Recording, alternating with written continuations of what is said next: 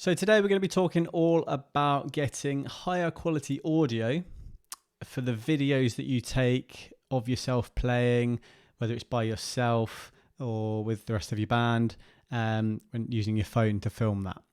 So obviously the limitation of filming things with a phone is that the sound source is just the inbuilt microphone in the phone. And don't get me wrong, the microphones in phones are pretty good nowadays. If you're just standing in the audience of a gig and you start filming, you're probably going to get reasonably good quality audio. But for somebody like myself who likes to take a few little clips at small pub gigs, I'm not going to just kind of set up my phone on a tripod like back in the audience somewhere where it's at risk of being knocked over by a drunk person. So inevitably you just end up positioning your phone almost right in front of you, just off to the side, pointing back at the band, because then it's a bit more within arm's reach and you can keep an eye on it and make sure it stays safe and doesn't get damaged. But I suppose the drawback of that is that you're going to be at the mercy of the position of the phone and the acoustics of the room and the proximity to different sound sources as to the audio quality for that video you're taking. So, for example, as a bass player, if I position the phone in front of me, it's a bit closer to the bass amp than it is the guitar amp. So you might not have the best balance of volume between those two instruments. And then equally, if you position it quite close to the drum kit, if you want a good shot of the drummer, all you're going to hear is cymbals and snares on that video. So I was having a little look into the possibility of, can you use an external sound source as the audio for the video you take on your phone? I was like, this must be possible with all the technological advances that there are nowadays. That has to be possible. And I was also thinking, if I'm making any kind of content for my YouTube or maybe my Instagrams, it would be good to have really high quality bass in the audio there. If people like watching some of my content that's maybe, focused on the bass playing, if I can get really high quality, if I can capture a high quality audio signal of the bass, that's only going to serve me well. So all the credit for everything I'm about to explain to you is going to go to a guy called Pete. I'm probably going to absolutely ruin the pronunciation of his surname here. Pete Prodoehl. I'll put a link to this guy's website in the description below so you can check out the article where I learned all about this stuff. But basically, to get good quality audio into your iPhone, when you're taking a video, you need a USB audio adapter. So this basically allows you to connect an external audio source, whether that's a microphone or something else, into your phone. So this device has a little microphone input and a headphone output. So this does actually also allow you to monitor the audio that you're going to be recording because it's got the headphone output. Now, obviously, you can't connect a USB directly into a phone. So you need something like this. So it's just got like a USB slot on the bottom, and then my phone takes a lightning port. So it's a lightning to USB. So you connect those two together. And then your audio source that goes into the USB audio adapter could come from a variety of things, really. You could just plug an external microphone into that. Maybe you've got like a Zoom audio recorder, or I don't know, like a shotgun mic or a camera microphone or something like that you want to use to capture the audio for the phone video. So you could plug that in.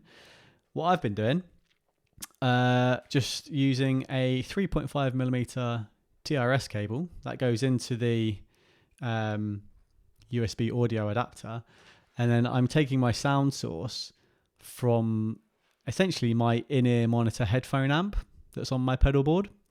So I'm using the Behringer MA400, which I've done a separate video on, so I'd recommend checking that out if you're interested in this device.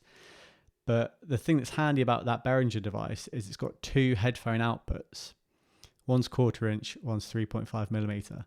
So the way I have it all set up is I take my in-ear monitors out of the 1/4 inch output. So I'm listening to those on stage. And then because both outputs work at the same time, I use a 3.5mm output to connect into my phone. So essentially when I hit record on my phone for the video, the audio is basically my in-ear monitor mix. So, for bass content that I might create for YouTube or Instagram or something like that, a slightly more bass prominent mix, so, could be the ideal way of capturing sound.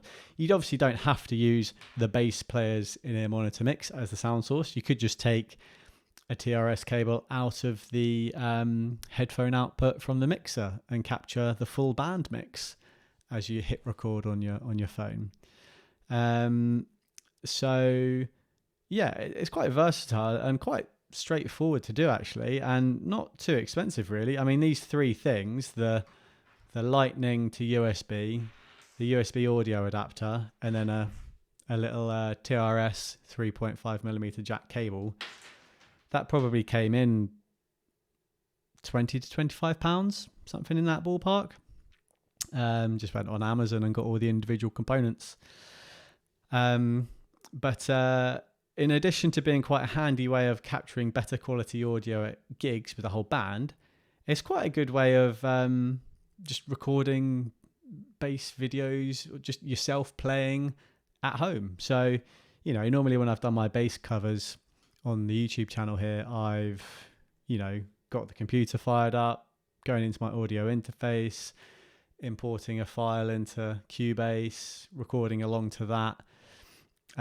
Whereas with this little Behringer unit on my pedal board, which I'll maybe just include a quick snapshot of so you can see that.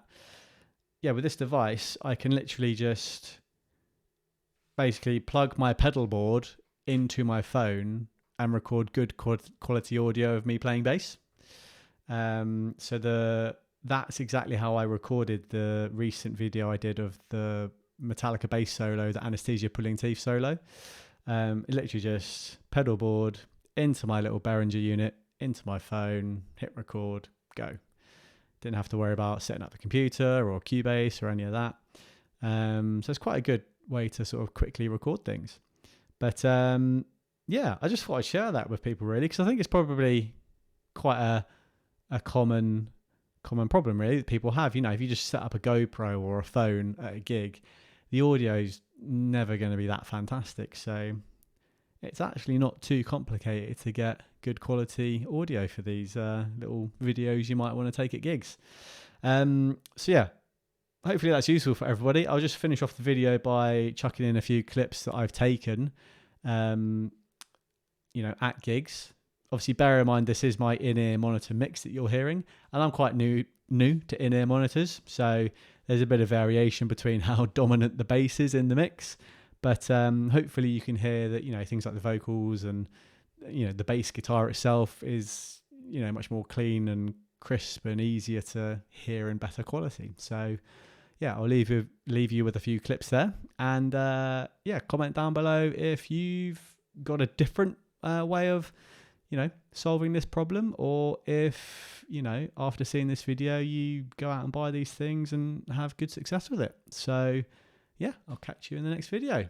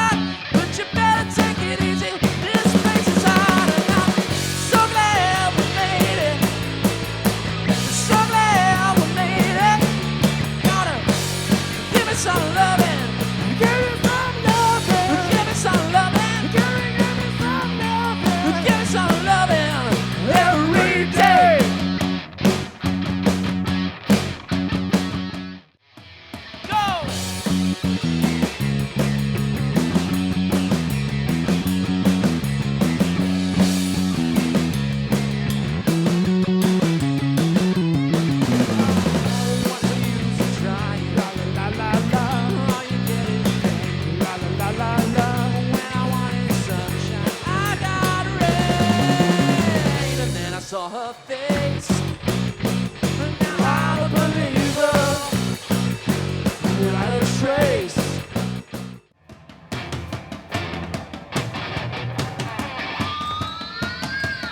I walk the wall with you, babe. 8,000 miles with you.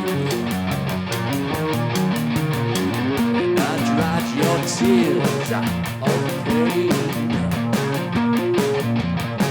A million times for you.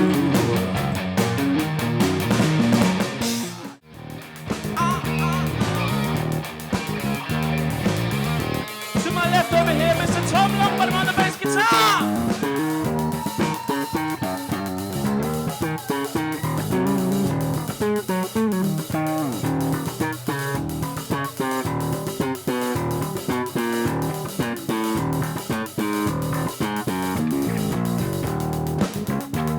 And over here,